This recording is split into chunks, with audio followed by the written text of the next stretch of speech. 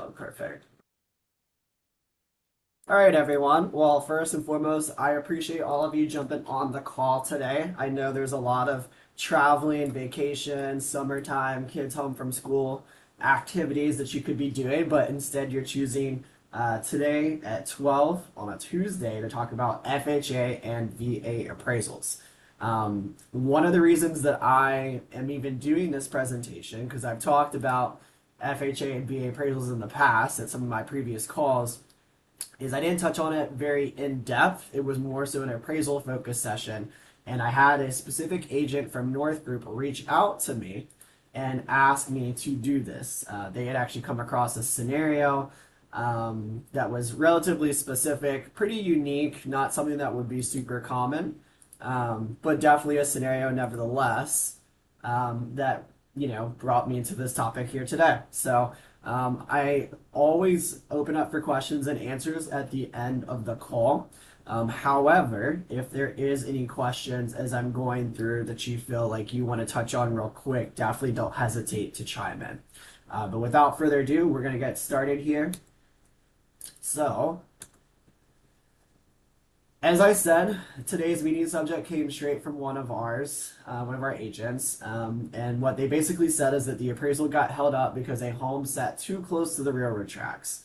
Is there a list of things that we can watch out for so that this does not blow up a deal? Um, Today, we're going to talk about some of those things that can potentially pop up, and we're going to talk about the differences between the FHA and the VA appraisals, all that, so on and so forth. Unfortunately, as I was talking with Julie a little bit before on the start of today's call, every appraisal, as you all know, is going to be subjective. You have a human that is going out to a property, and it's their job to interpret the guidelines that they understand to the best of their ability and then make a determination on the appraisal. But we can do our best as lenders, as agents, to mitigate certain things, and that's what we're more or less going to be talking about today. Okay, so the first part that we're going to cover is appraisal versus inspection, the core misconceptions of that, how the FHA VA differ from conventional, what the appraisers are really checking for, some stumbling blocks that we come into both inside the home and outside, and your playbook for spotting issues. So, just a recap for anyone that's new here, an appraisal does establish a home's market value, confirms it meets minimum property standards, protects the lender's collateral as well as the buyers, just knowing that they're not overpaying for a home. But what it does not do is replace things like a traditional full home inspection, catch every potential issue within a home, protect the buyer from unexpected surprises. You all probably already have your relationships with various home inspectors. Their job is to do the best of their ability to tear open a home inside and out to try to find any and all potential issues with a property. That is not the job of an inspector for an appraisal. Their job is to mostly determine market value, safety, and habitability, which we'll talk about a little bit later. Conventional FHA and VA appraisals are not the same. I think we all know that. That's why we're all here today on this call. Conventional appraisals typically care mostly about value. Conditionally matters when it affects what the home is worth. There's some stipulations that also come into play with conventional, but not nearly to the extent that we see with the FHA or VA. For FHA, it's value plus HUD's minimum property standards. The appraiser actively flags health and safety issues. Again, health and safety is a big deal for the government-backed loans. For the VA, it's value plus the VA's property requirements. So this is a little separate than HUD. They have their own set of stipulations. The appraisal is tied to the veteran's case number and it follows the property. Matter of fact, both the FHA and VA home loans follow the property. So if a property under appraises, it's tied to the case number that it's issued for FHA or for the VA for up to 6 months. Safety, soundness, and security. This is the three big things. Whenever one of you all have called me in the past to ask about a government appraisal, I've always used these words: safety, soundness, and security. Mostly, most homes you're going to show your clients, most homes you're going to list for sale are going to have the three S's. They're going to be safe, sound, and secure. Not every home will, as we know, but most will. So for safety, no hazards to people living in the home. So exposed wiring, missing windows, missing doors. I've seen that before. It's pretty weird to come across that as a lender, but I've seen it. Soundness, making sure the roof Okay, is. I'm watching a video. Susan, you're not on mute. Oh, I'm so sorry. Excuse me. No, you're fine. Let me. Soundness. The structure, major systems are intact. So major systems can include HVAC, the roof, plumbing, etc. Security. The home is marketable and will hold its value. If we know that the property is about to have an easement go through it, that's going to put a four-lane highway, that's probably going to future affect the value, and that can potentially cause an issue with the home being able to be resold, which will be reflected in the appraiser's report. So, three S's. Common FHA stumbling blocks. So, this is specific to FHA. Peeling paint. So, if you have chipping or peeling paint on homes built for 1978, a lot of times you're going to have lead based paint issues. With that, you've got to remedy that before closing. It's a non negotiable. Missing handrails. So when I first started lending back in 2015, I was lending to friends, family, and sphere of mine because I didn't have a big broad base of realtors that I partnered with at the time. And so one of my friends was buying in the Elizabeth neighborhood near where I lived. And Elizabeth neighborhood, for those of you that are in the Charlotte area, you know that it has a lot of bungalow style homes. Well, some of these bungalow style homes have these really cool porches, but there's no handrails. And you don't really want handrails because handrails kind of take away from the aesthetic of the house.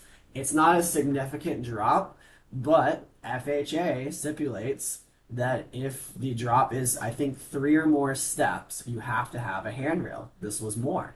And so for them to close, they had to remedy that issue. Now, you can be creative to get past the FHA appraisal. I've had listing agents with their sellers install temporary handrails. And then as soon as the buyer takes possession of the home, they come down. So this is one of the very common things that gets flagged on FHA loans, specifically with older homes, because this is a bit more common with those than you would find with newer homes. But missing handrails is a big one. Exposed wiring. I mean, you shouldn't have your clients close on a home with exposed wiring as a whole. Conventional FHA, VA, you name it, it's a danger to them for, fire hazard situations. But exposed wiring is a flag that's going to come up on an FHA appraisal. So open panels, frayed or exposed electrical, that's going to be a flag. It's going to have to be remedied prior to the closing. Otherwise, it's not going to pass the inspection. Inoperable systems, heat, hot water, plumbing that doesn't work. These are things that appraisers, as you know, if you've ever been to appraisal inspection and you've watched the appraiser do their job, these are things that they're checking, right? They're checking to make sure that those systems work. In some parts of the country, not ours, in some parts of the country, you don't have to have HVAC. In some parts of North Carolina and South Carolina and Georgia, you don't have to have AC. But the trick for knowing when you do indult is it common for the area, right? So maybe in the mountain west of the country, it's not super common to have AC. But y'all, we know in the south, it gets really hot. It's been really hot. So we know if we're listing a home, HVAC doesn't work, you're going to have a big problem with that conventional FHA, VA, and you're going to need to most likely get it fixed. I have a couple questions in the chat, so let me just take a quick peek at this.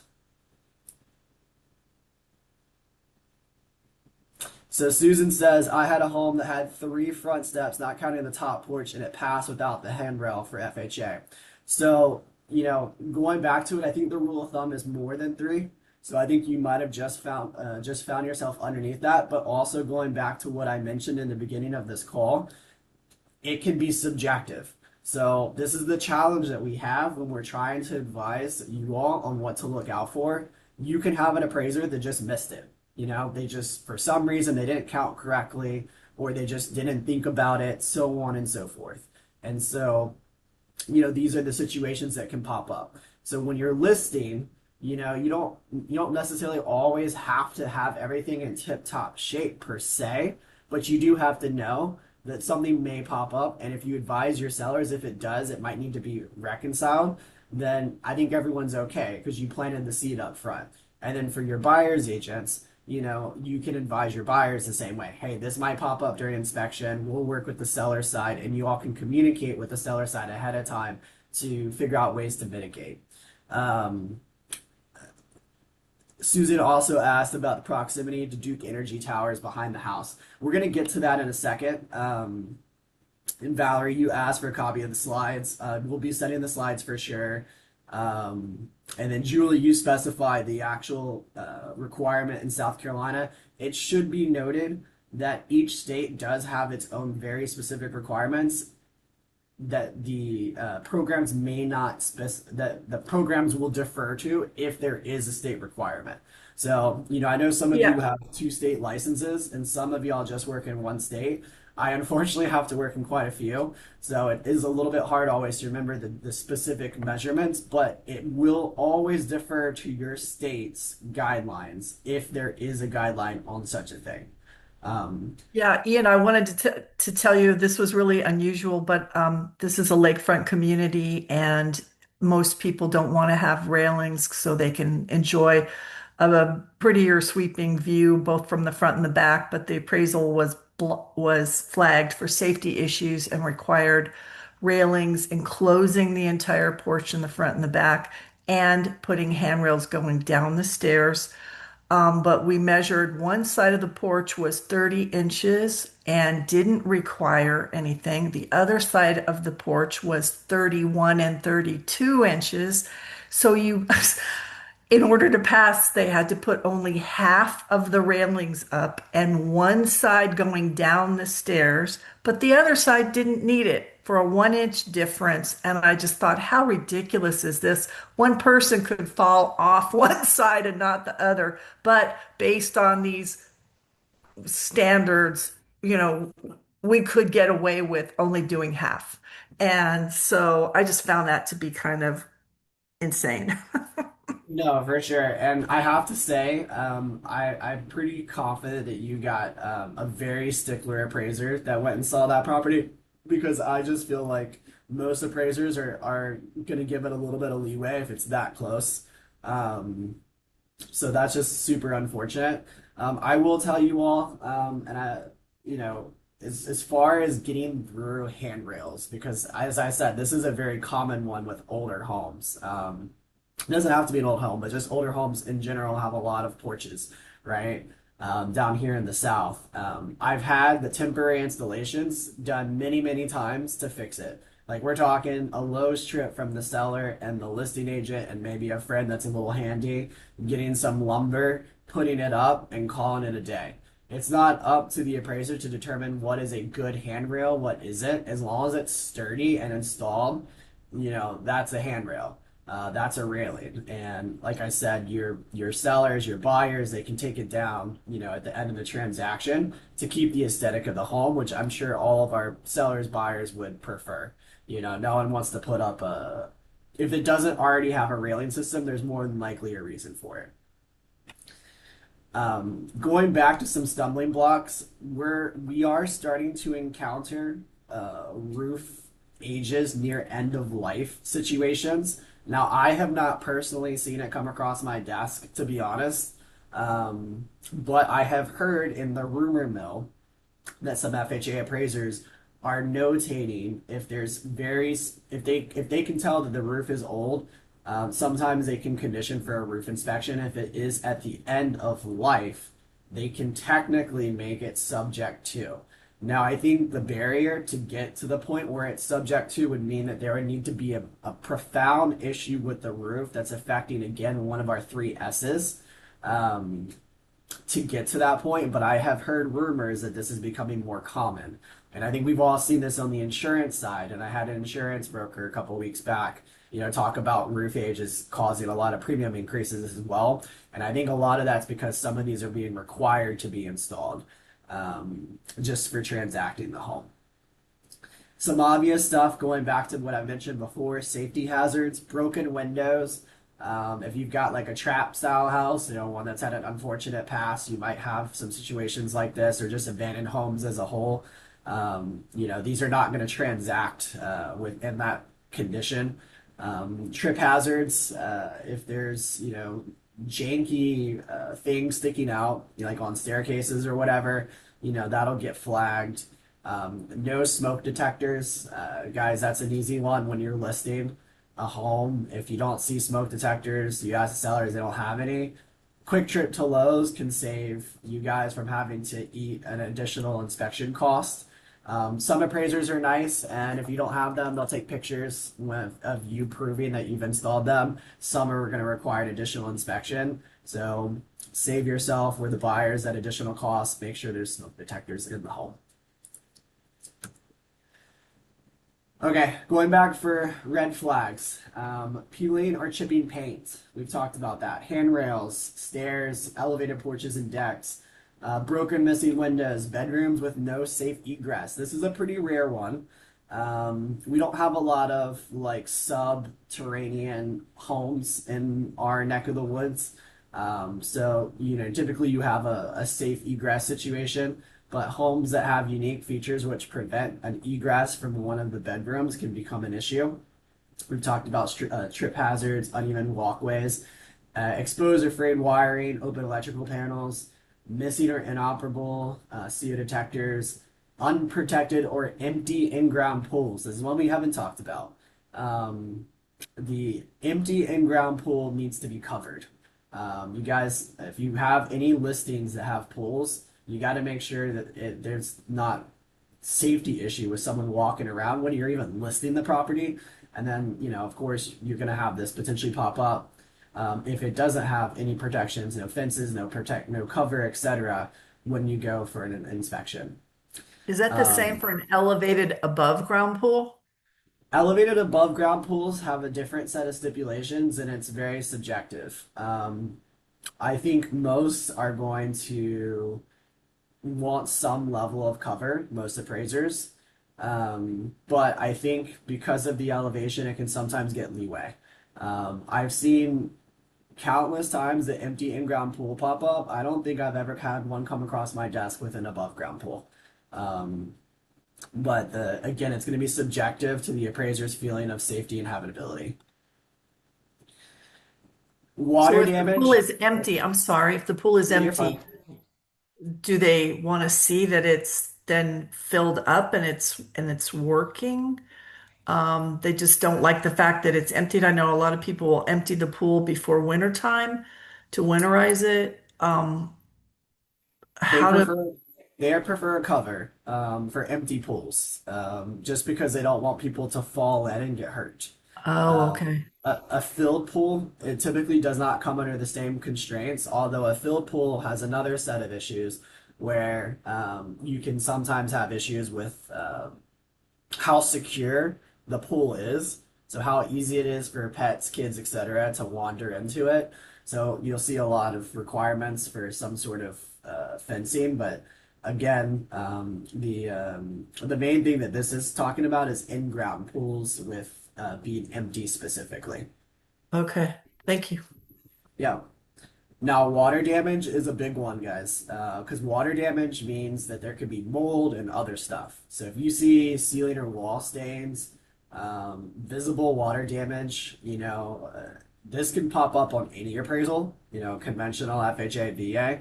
It's important if you're listing the home to address that. If you're buying the home with your client, it's important to ask questions about what's going on.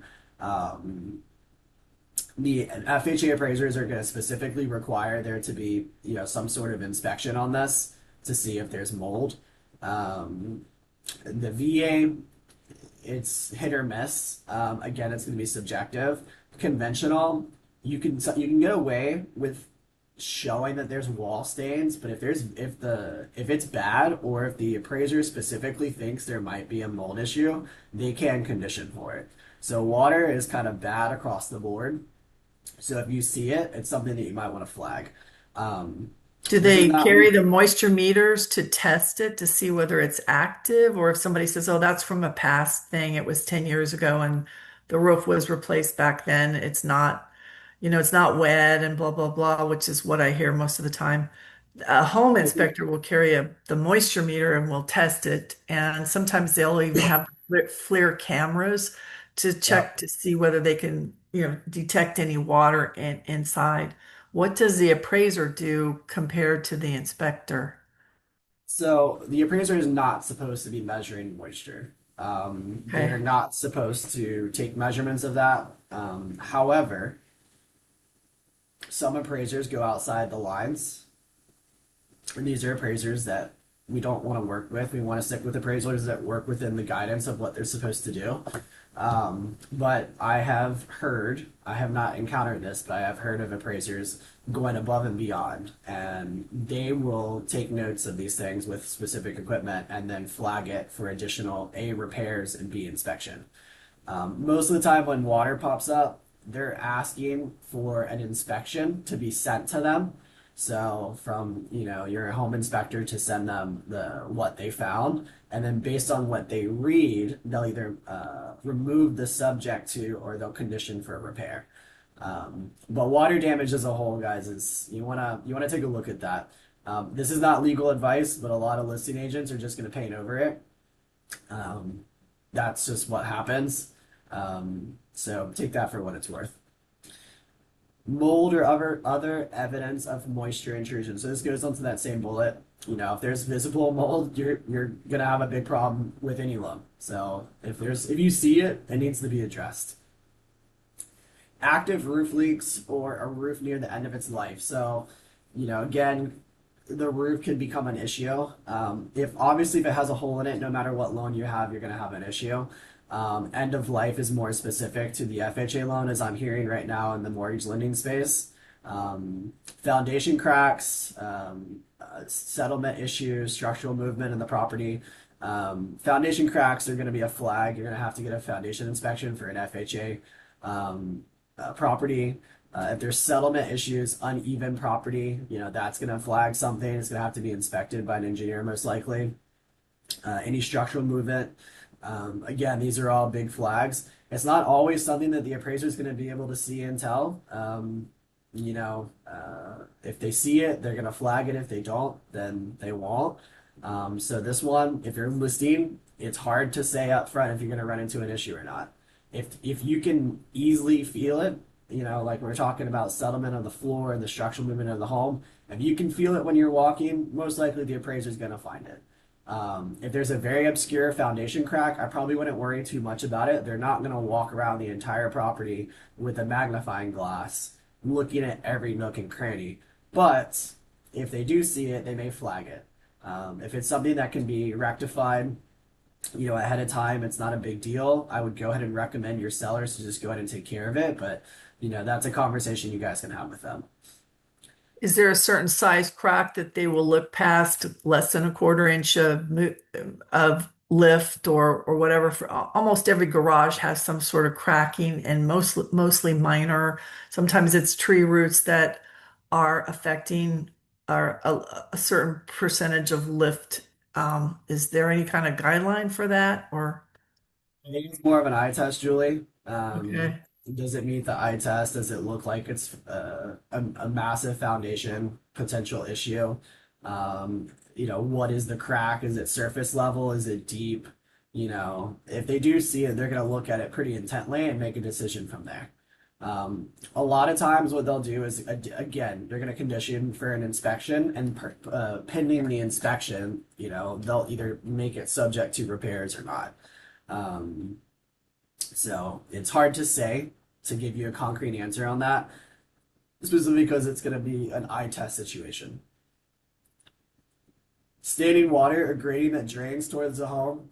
I think buyer's agents, you guys are going to be looking out for your clients no matter what when it comes to this. If you have a rain situation during your contract period, you're probably going to want to go out there and take a peek to see how the water drains around the house.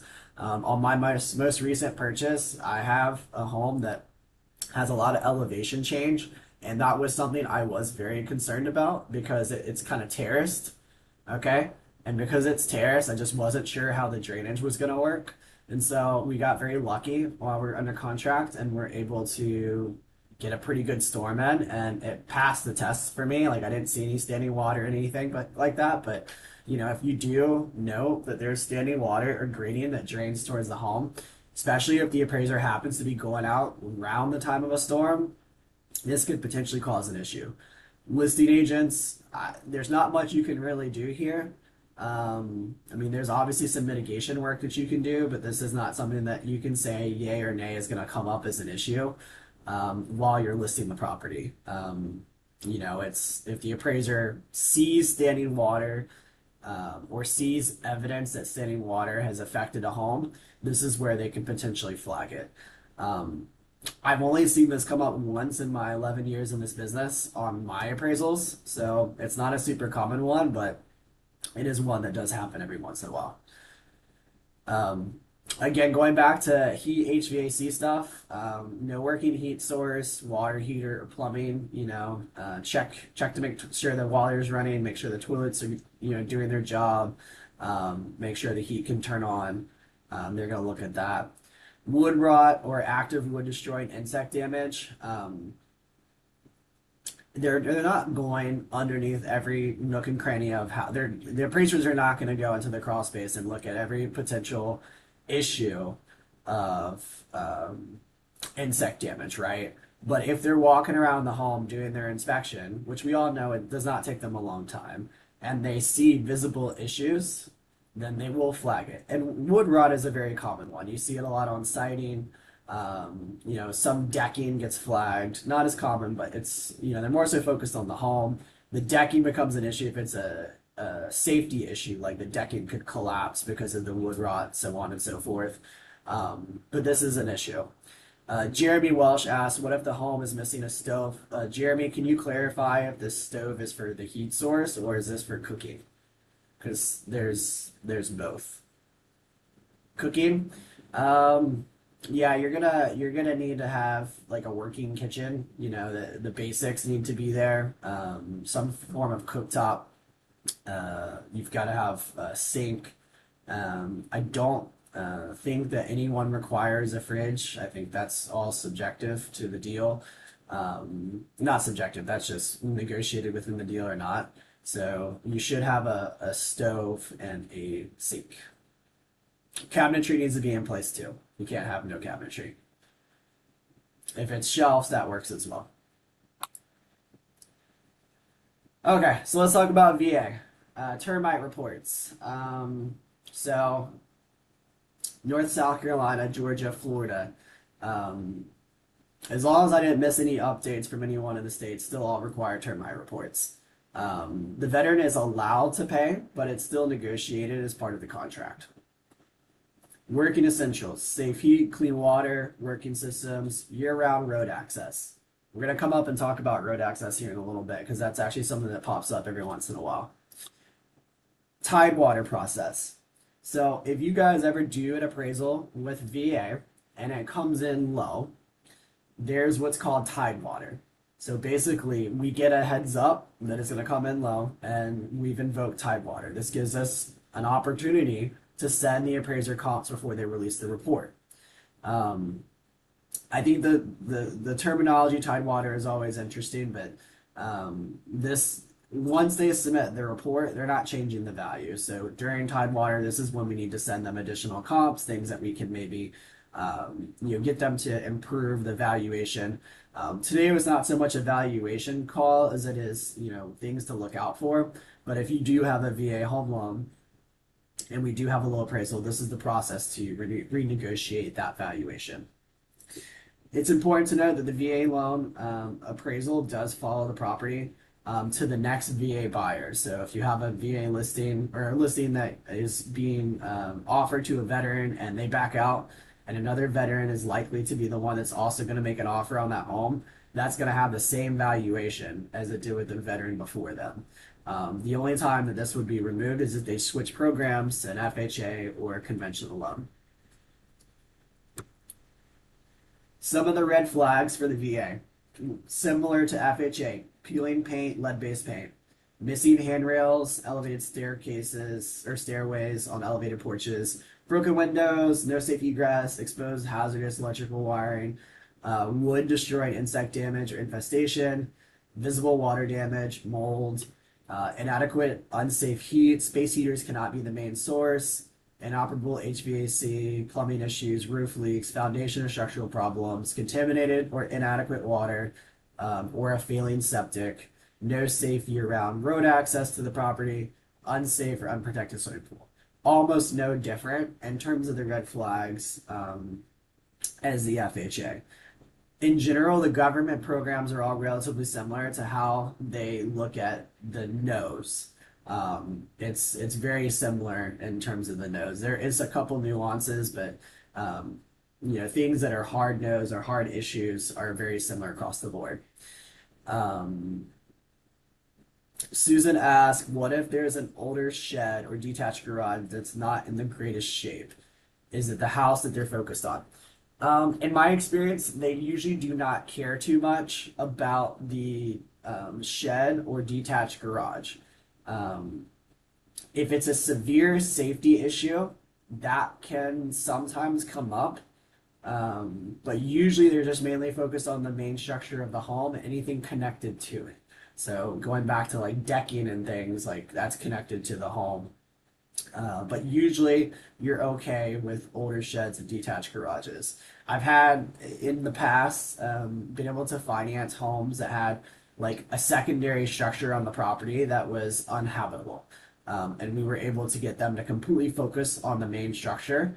But again, going back to what I've said a couple times already, there's a level of subjectivity to these reports, and it's up to our job as lenders to fight back if there does become an issue with something like that. So what about our example about the railroad tracks? This is what got us here. An agent, for those that joined the call a little bit late, an agent mentioned that they had a VA loan that ran into challenges because it was too close to railroad tracks. Proximity to tracks is not an automatic fail. It comes down to safety, noise, and whether it affects how marketable the home and what it's worth. So I hate to continue just iron and subjectivity, but there's a level of that here. And so it's not an automatic fail, as I say before, just to have, railroad crossing in the backyard. I lived in a townhome that I was renting, shortly after I graduated college that backed up to, a rail line. I think the setback was about 50 feet, from the townhome community's property exterior lines. And, they had no trouble transacting those townhomes whatsoever. They were completely fine, FHA, conventional, so on and so forth. I saw, three or four sales in the year and a half I lived there, all go under different loan types. So, just because you have a railroad track in the back does not make it, impossible to lend on, but the appraiser will go out and take a peek at it to see what impacts it has, right? Is there an easement that encroaches on the property? Is it creating a significant level of noise issues that could potentially affect marketability? Is there a safety issue? Is it shaking the house so much that the house is going to collapse at some point? These are things that they might look at and they might flag. If you have an appraisal that comes back with one of these as the flag, that's a great time to ask the appraiser why they came to their conclusion. Why was it a safety issue? Why is it ineligible for whatever financing they're doing? Because when you call them out on it, they have to give you a good reason. And this is when we can look at the guides, we can talk to underwriting, and we can push back if it's something that we can push back on. At the end of the day, they are the boots on the ground. They are the ones that are inspecting the property. There's only so much that we can see from the aerials, only so much we can see from the property listing photos.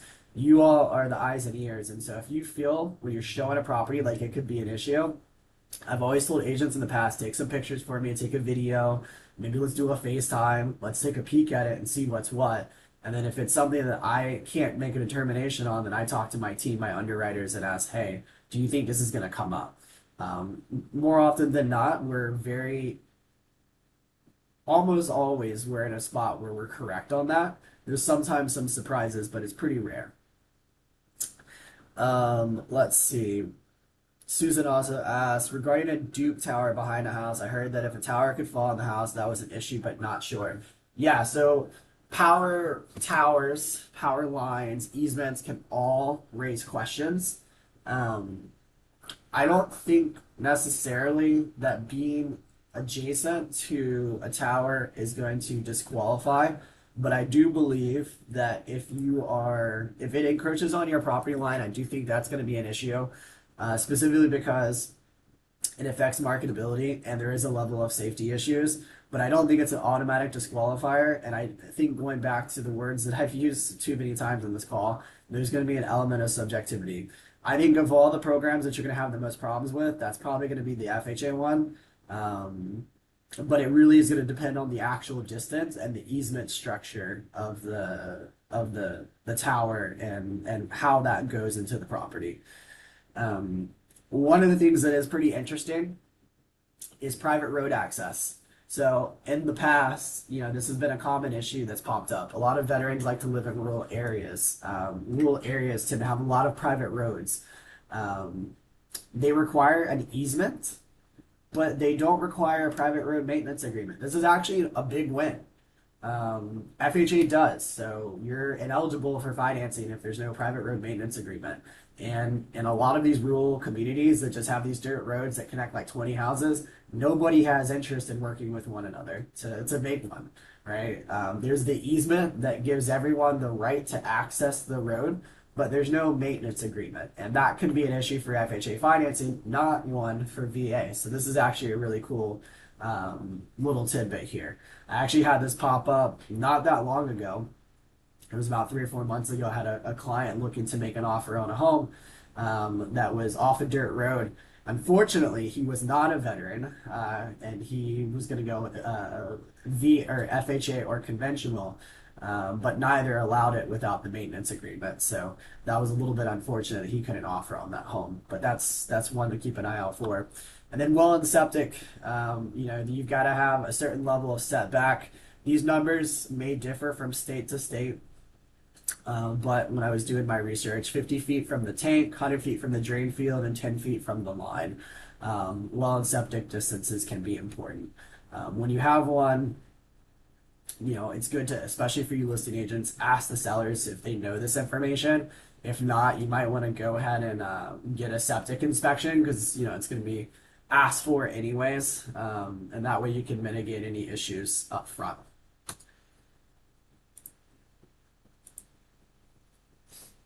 Okay, so I told you we're not going to talk too much about value, but I am going to bring in value versus condition. So a low value and a condition flag are not the same thing. If the value came in low, our options are to renegotiate the price with the seller, buyers cover the gap, or we ask for a reconsideration or invoke Tidewater on the VA loan. For condition issues, either the seller has to make the repair before closing, appraiser reinspects to clear the conditions, or we use an escrow holdback on the loan. It should be noted not everything is open to escrow holdback. Things that affect the immediate safety of a home can sometimes be ineligible for holdback. So that's subjective as well. So depending on the home's actual required repairs, we always show these to our underwriters to see what they feel is possible. And ideally, if we have repairs that need to be done, we're going to want to have them in escrow holdback so the deal can move forward. Because if the sellers are unwilling to make it before the sale, we may not have they may not have the cash to actually do the fixes. But some things, can potentially pop up that maybe cannot be held back. Um, Julie asked what can't be. So this is kind of a running or a moving goalpost of things. It used to be, your very obvious, things like missing doors, windows, etc. Like that's non-negotiable. The house has to be able to be enclosed. Was a good rule of thumb, but unfortunately they've added some things, like railings, etc. Usually is not something that's possible for holdback. Um, the list is a little bit varied, and I can send you. I can actually reach out to my underwriting team, Julie, and have them work up a specific list of what they have as the most recent and eligible for escrow holdback, and I can send that to you. And anyone else is interested in that, I can send that as well. All right, some myths. As you all know, I'm very passionate about, VA loans, and FHA loans too. And so, I don't want agents to think that FHA and VA appraisals kill deals. They don't. I would say 90+% of FHA and VA appraisals are fine. There's not a lot of issues that pop up. Issues that do can most likely be very small, such as wood rot or whatever on an exterior panel of a home. Very, very simple fixes. It's not usually a deal killer. Um, it's not a home inspection, so for your clients, I think because it's a government appraisal, it's more in depth. I don't need a home inspection. It's not. You still need to be advising them to get a home inspection, and I'm sure your brokerage requires that you provide that advice so that you don't have legal issues. Um, Another misconception is cosmetic things will fail a home. We don't care about paint colors. We don't care how old something looks. I just had a property in a contract a month ago that hadn't been touched since the 70s, more or less.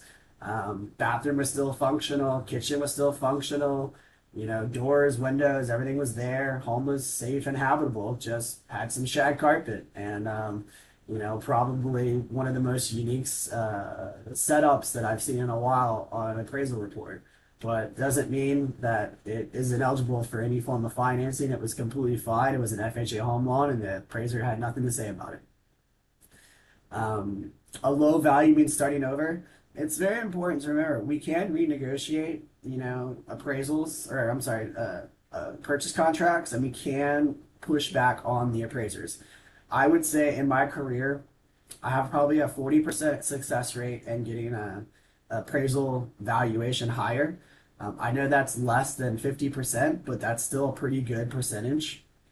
Appraisers are held to a pretty high standard, and when they submit their reports through their systems, they get logged on a federal database. And so asking for them to change their valuation typically requires a lot of missteps that they took the first place. But if we can identify missteps that they took in the first place and give them concrete evidence as to why their valuation is incorrect, we can typically get the valuation higher. It's much more common, though, to renegotiate in a way and have sellers and buyers find a way to have a compromise to keep the deal to work. So just because we have a low appraised value doesn't mean we can't get the deal done. And just because something pops up, guys, doesn't mean we can't also work with both parties to figure out how to remedy it in order to get through financing.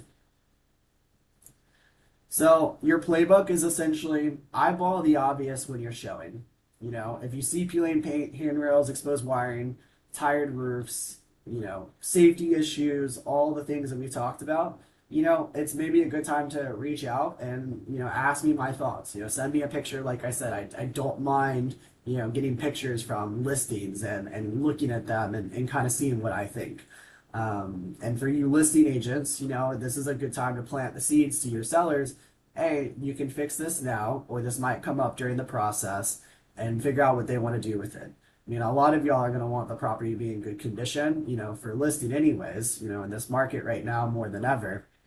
So you're probably going to recommend that they fix everything up front. But for those, stubborn sellers that say no, just plant the seed up front that this might be an issue for them so that they're not surprised when it comes up at a later date.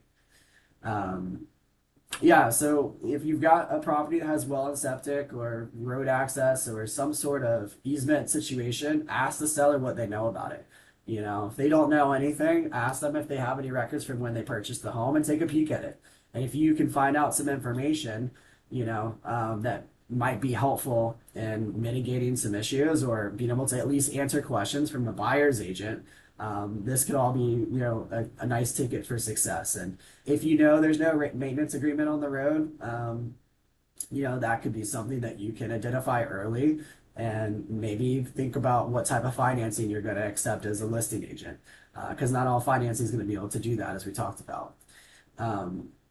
For anyone that's got an FHA, client, there's a flipping rule. There's a 90-day rule that the home has to be under the same possession for more than 90 days for the most recent owner of the home. It can't be, less than 90. Otherwise, there's a flip rule. And so we're not able to actually finance it.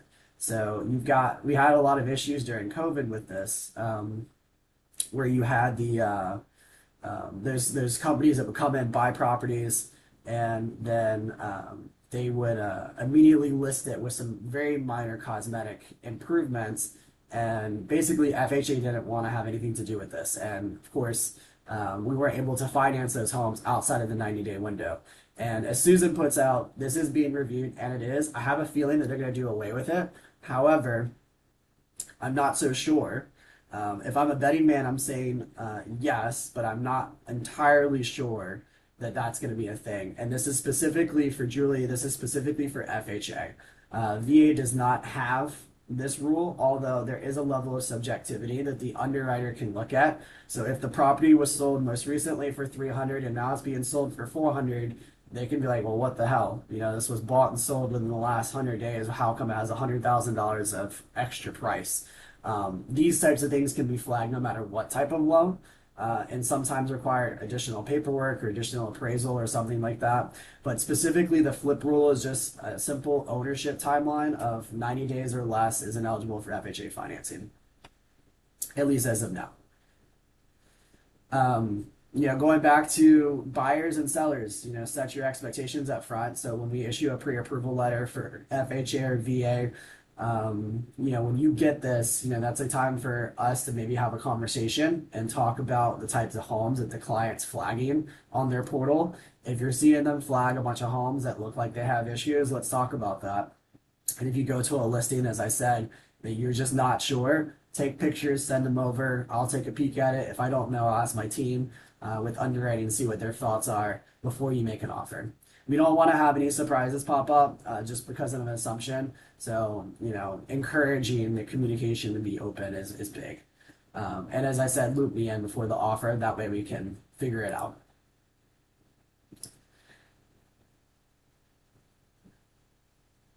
I think this is just a regurgitation of what we talked about earlier, so I'm going to skip this slide. And I'm just going to ask, so we've been on this call for about 45 minutes now. Does anyone have a deal that they're currently working that they're concerned about a specific condition of a property, so on and so forth?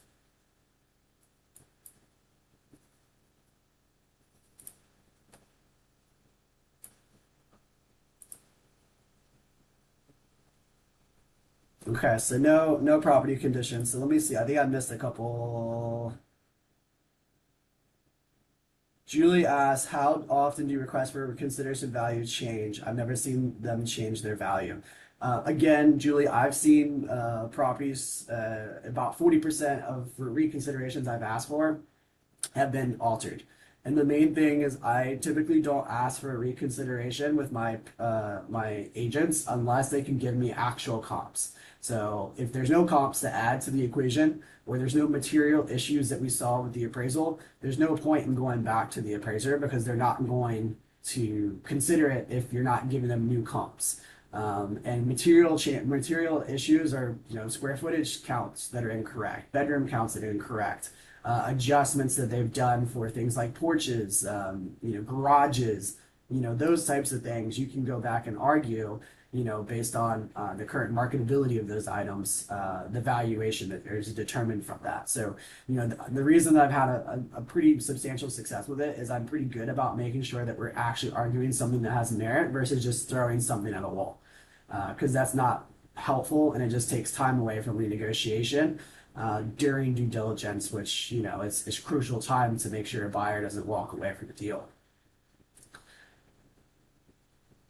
But I think that's all the questions from the chat. Does anyone else have any questions from all the content? I know today was a bit of a long one, but I'm more than happy to stay and answer any questions that you have, even with my dwindling voice over here.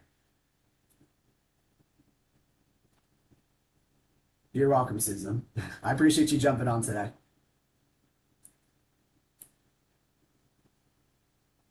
Okay. Well, if no one else has any questions, again, I appreciate you all jumping on. Oh, Julie has one. What is the general timeline for an FHA or VA appraisal? FHA is as quick as we can make it. We can get those done in 3 to 5 days, business days that is. VA, there's not really a rush procedure, and there's no favoritism per se with the VA appraisals, so we're kind of at their mercy. Uh, that said, I'm not seeing them take a tremendous amount of time. I just did a couple VA appraisals back to back, and they were about 7 days, 7 business days.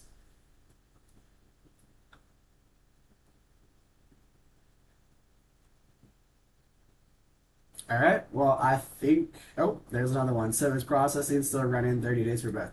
I would say for FHA loans, you can get away with about a 25-day closing at the minimum. I mean, you could, in theory, do a 21-day, but I always tell agents if you need less time to make a deal work, 25 is good for an FHA loan. I still stick to 30 for VA home loans. They're not hard loans. I love VA loans, but not being able to rush the appraisal, is one of the challenges with doing things in a quicker succession. But there should be no loan that I do that's going to take more than 30 days. Even construction and permanent loans can be done in 30 days. So I see no difference with the VA. And then when I'm referring to days, I'm referring to calendar days as the total sum. But good question.